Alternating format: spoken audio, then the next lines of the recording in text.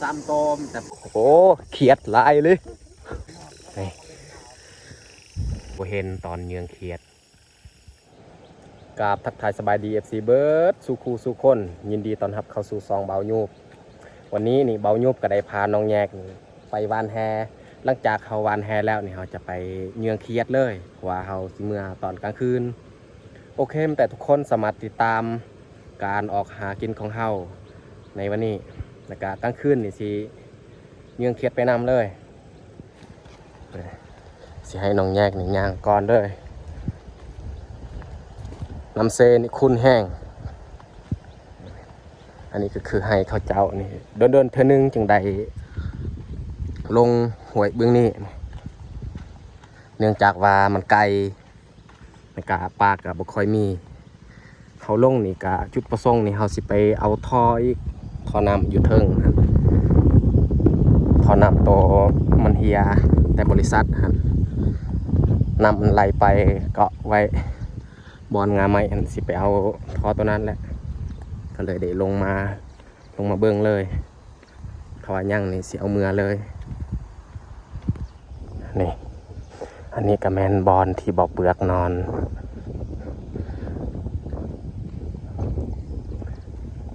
เราสินอน2 คืนอันนี้ตอนนี้ก็ยังนอนอยู่คืนตัวนี้นี่แหละน้องแถวนี้แหละเฮาสิไปเยืองจังหน่อยเฮากลับมาแต่วานแฮกอะเฮากะว่าพอดีคำเลยเฮามาหอดนี่แต่นี่เฮาบ่วานแฮมันแต่เฮาสิขึ้นเทิงเลย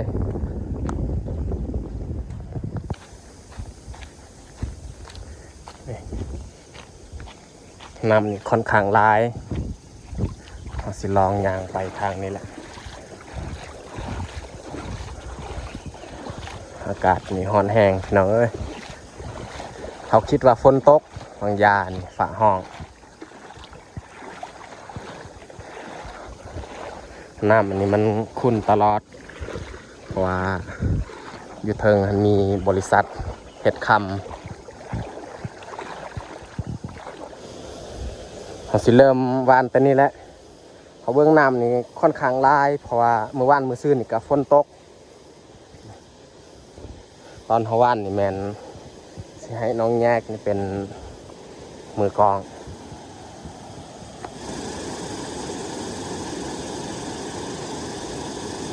โอ้แดดแห้งน้องเอ้ยเริ่มบ้านเป็นนี่แหละโอ้สิได้ดีบอลแต่คนติดตามเบิ้งเขาลงคืนนี้นี่ว่าสิได้ดีบอลทำผู้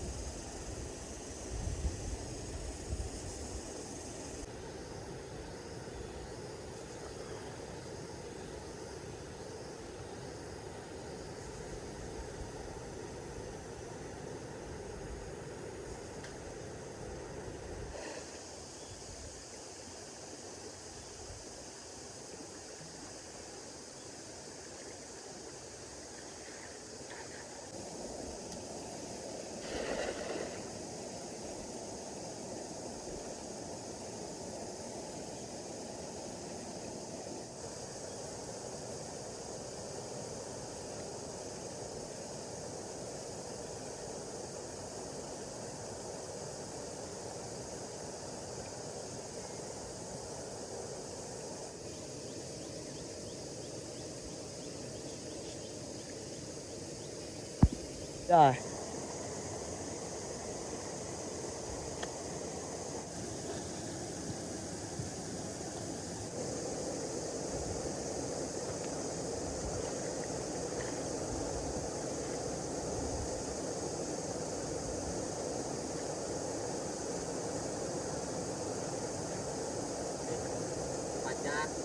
ตัวน้อยๆ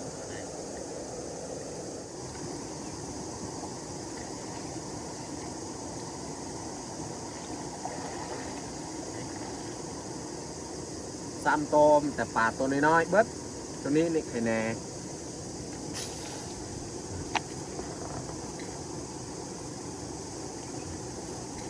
ตัวนี้ก็ตัวน้อยๆ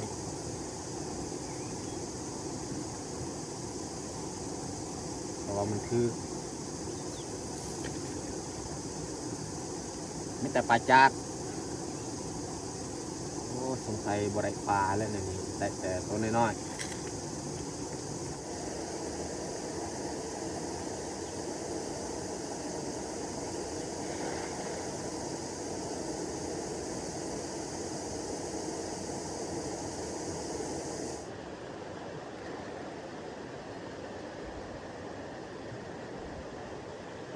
โอ้น้ำขุ่นเพราะว่าเขาบงว่ามันจับ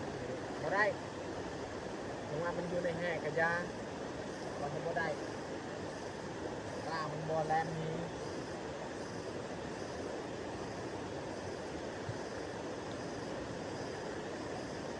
ว่านแท้กะใกล้เติมแล้วแต่ว่าป้านโหบ่ได้ได้รู้แต่บ่ได้จักปลาตัวน้อย กอกยังแม่นไรยัง ๆฮะ อาศัยว่าหายดูไก่ โอ้บ่เห็น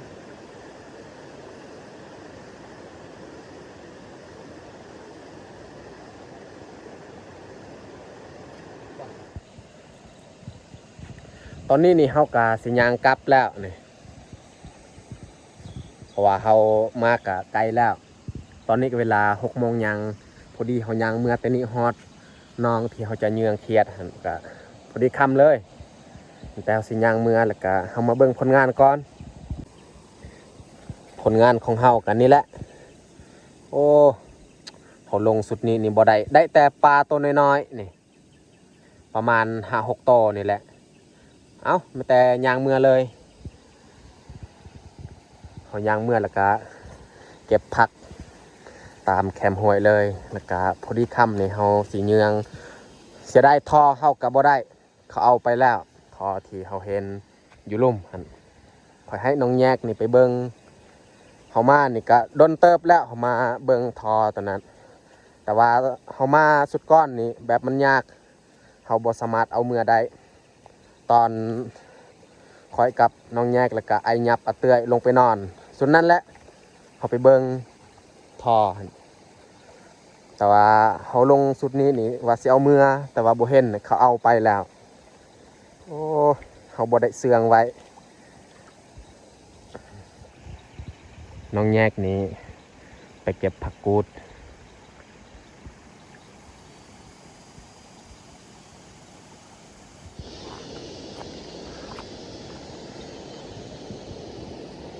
เอายางเมื่อนี่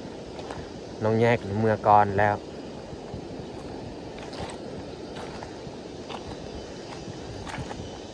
พอดีห้วยที่บ่แม่นห้วยเนาะน้องที่เขาจะเยืองกับอยู่ลุ่มใกล้เทียงไฮไม่แต่เขาสิยางเมื่อเลย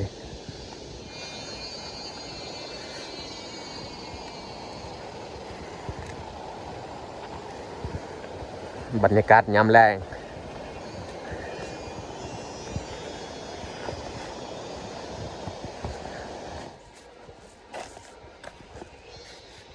บรรยากาศก็เริ่มมืดแล้วจากจันทร์ห้องเลย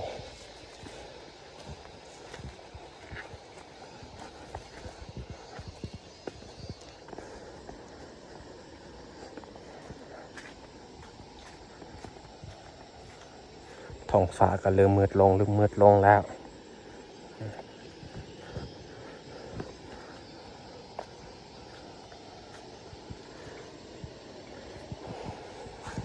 เขาย่างเมื่อแต่นี้ฮอด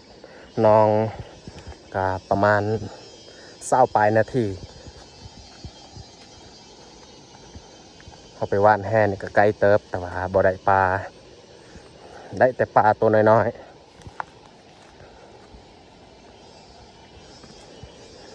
เขาก็เลยย่างเมื่ออีกเพ ราะว่าเป้าหมายนี่เขาคิดว่ายังมีท่อน้ำสุดท้ายเห็นบ่มีถ้าว่าเขาฮู้บ่มีนี่เขาน่าจะบ่ไปแล้วเพราะว่าเขาลงเท่าใดก็ได้ปลาบ่หลายห้วยตัวนี้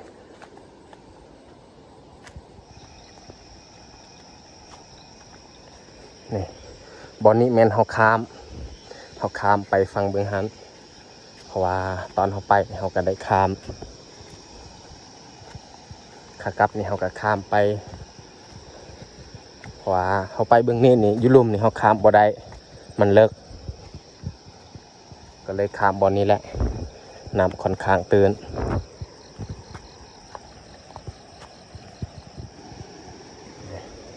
น้องแยกนี่เริ่มข้ามเลย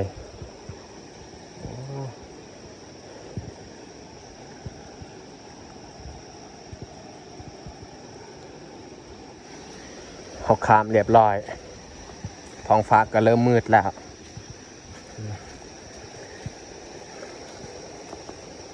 สิได้เยืองเทียดเลย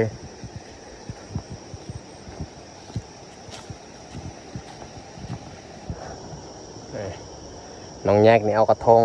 งที่เขาปะไว้วางยานี่ธงเครืองเพราะว่าตอนนี้ก็ใกล้ฮอดน้องที่เขาจะเยืองบ่ฮู้ว่าสิมีหรือบอมแต่ทุกคนตามเบิงคนแต่บ้านนี่ก็เขามาลายคือกันเลยจังน้อยเขามาเยืองคู่คืนเพราะว่าอยู่นี่เข้าก็นอน2-3 ครอบครัวนี่แหละนอนอยู่เทียงไห้เขาก็เลยได้มาก่อนอีกถ้าว่ามาน้ำลังนี่เข้าเยืองก่อนแห้งแล้วตอนนี้นี่เขายังเมื่อก็ฮอดแล้วอยู่เทิงหันแม่นน้องเขาสิเมื่อเบิงบอลที่เบาเปลือกนอนเบาเปลือกกับเมียนอนอยู่นี่คือกันจังหน่อยสิออกเงียงนำกัน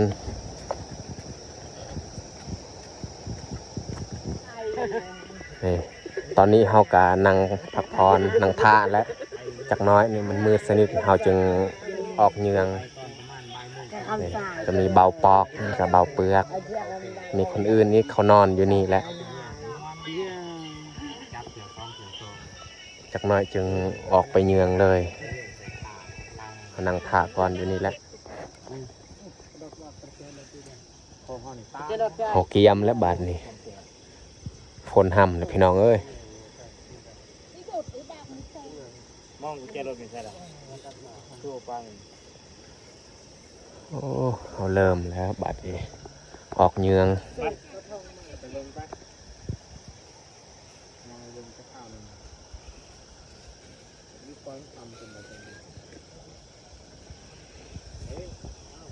โอ้เขียดลายเลยเอ้า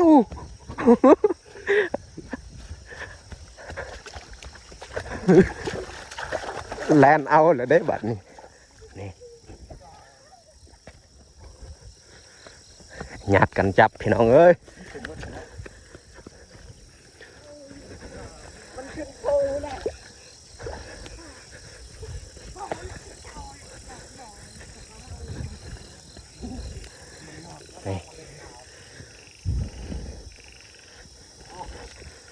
มันโดดนี่เลยพี่น้องเอ้ยนี่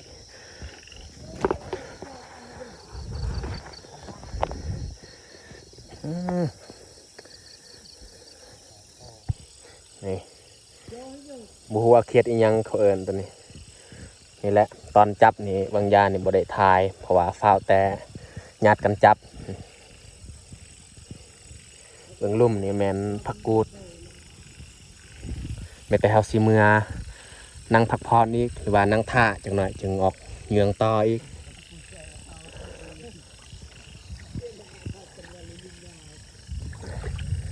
มันลงแถวนองเลยจังหน่อยเขามาเยืองฮอบซ่องนี่อาจจะบริทายแล้วก็ทายบัดเดียวเลยจังหน่อยผลงานที่เฮาหาได้ภูเขียวทุกคนน้องวิทย์เดืองอะเฮ้เลยกลับไปตรงไหนตลาดโอ้บางยานี่เขาบ่เห็นตอนเยืองเขียด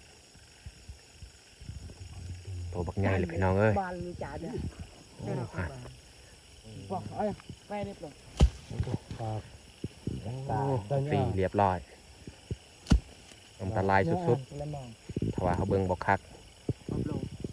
กี่เลย ในพรานนั่นนี่จัดการ เดี๋ยวเรา โอ้เอาไปทิมเลย เราจะ บ่จับเด้ เอากาดนุ่นดู อยู่หันเขาก็เห็นงูคือกัน แต่ว่ายังบ่ทันหูจักงูอีหยังอยู่นี่อันตรายสุดๆถ้าว่าเขาบ่ระมัดระวังเวลาเขาไปหาจับเขียดเพราะว่างูมันก็ออกหากิน แต่ว่างูเขี้ยวนี่มันบ่ได้ออกหากินตอนกลางคืนดีแล้วที่เขาเจ้าย่างนี่ระมัดระวังก็เลยเห็นก่อนหันอยู่เทิงแต่ว่ามันอยู่บอนหกนั่นแหละเห็นบ่แจงปานใดบ่กล้าขึ้น ดักนิ้วไป ในพรานนี่ระวังเด้ถ้าว่าบ่กะก็ปะให้มันอยู่เลย มาเยืองฮอบซองจังน้อยนี่เฮาบ่กะขึ้น อยู่พอยได้ดัก นี่สิให้ในพรานตัวนี้อีกผู้นี้ก็เป็นในพรานคือกันฮะในพรานเอาเมื่องูเขียวทุกคนเอาไปทิมเลยคันบอกก็ฟังไว้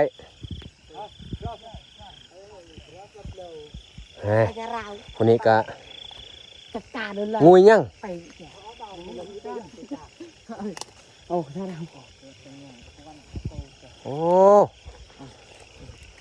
งูชนิดนี้จักงูยังเขาเอิ้นอยู่นี่นี่งูสิงแต่ว่ามันลีหันโอ้ยของบอกกะตัวใหญ่เลยเด้งูสิงหั่น ยังยักษ์นาน เขามานั่งทาอยู่นี่แหละจังน้อยจึงออกไปเยืองหอบซองอีก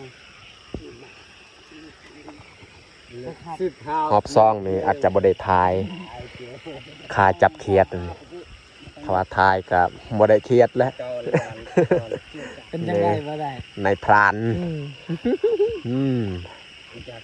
เบาชินคนเดิมอันนี้ จะลายปิญญาณเลิศเป็นยังไงเนาะ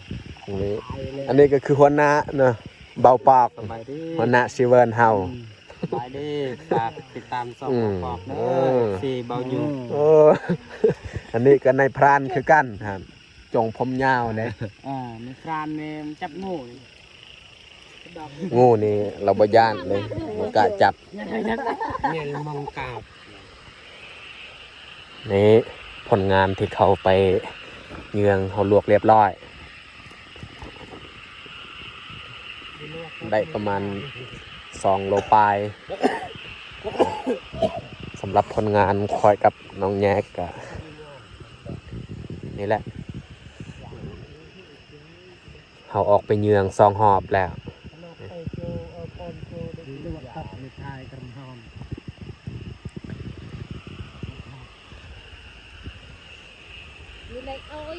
เขานั่งท่าอีกจังน้อยไปเยืองต่ออีกนี่ตอนนี้ก็เลิกแล้วทีมงานพื้นนี่ยังอยู่สวนเฮานี่สิเมื่อเลยนี่น้องแยกนี่เมื่อก่อนแล้วตอนนี้ก็เวลา10 โมงพอดียังเมื่อบ้านเฮามาเบิ่งผลงานอยู่บ้านแล้วจังน้อยก็ได้ลายอยู่ตอนนี้นี่เฮาเมื่อกะฮอดบ้านแล้วนี่เฮามาเบิ่งผลงานอันนี้แม่นปลา3-4 โตวนี่แหละนี่เขียดที่เฮาเยืองได้